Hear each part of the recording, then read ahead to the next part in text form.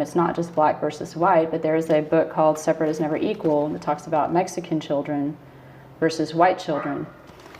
And I'll read from it. Mexican children, quote, they have problems with lice, impetigo, and tuberculosis. They have generally dirty hands, face, neck, and ears. Mexican schools are inferior to whites in personal hygienes.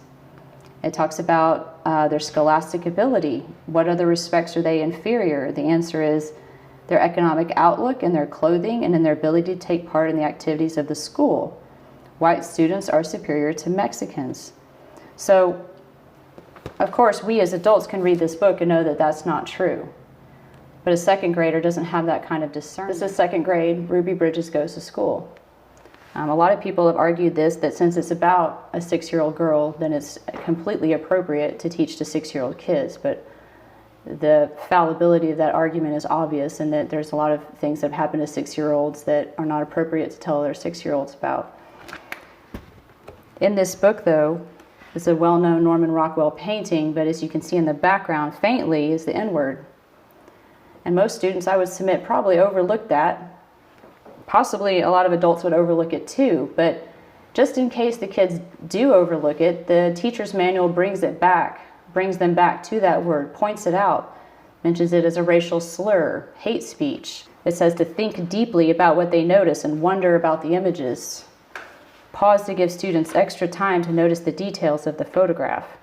Show picture including N-word in the background. And so the teacher manuals really instruct, that are provided with this curriculum, really instruct the teachers to get the kids to think along a set trajectory towards a set conclusion, it seems. Right. They're not going to speak on the merits of what's happening in this photo. They're going to say, how does it make you feel? How does the N-word make you feel? And I would submit that most second graders have no idea the N-word. They've never heard it in their life, but they're going to learn it in the second grade. And is that right? This is interesting. So they teach kids about feelings. It's how does it make you feel, not trying to analyze it or talking about the context or anything like that. Right, because, and if you look in the bigger context of, so why are we doing social and emotional learning? Why is it all about feelings? The answer to that is because emotions are never wrong. It's all subjective. It's what your truth is, what your experience, but there's no objective black and white truth to measure that against. So it's objectivity versus subjectivity, and you're starting a kid in kindergarten teaching them subjective truth, emotion, your reaction to it, not necessarily absolute truth or objectivity or scientific method or rational thought or analysis or just the application of logic.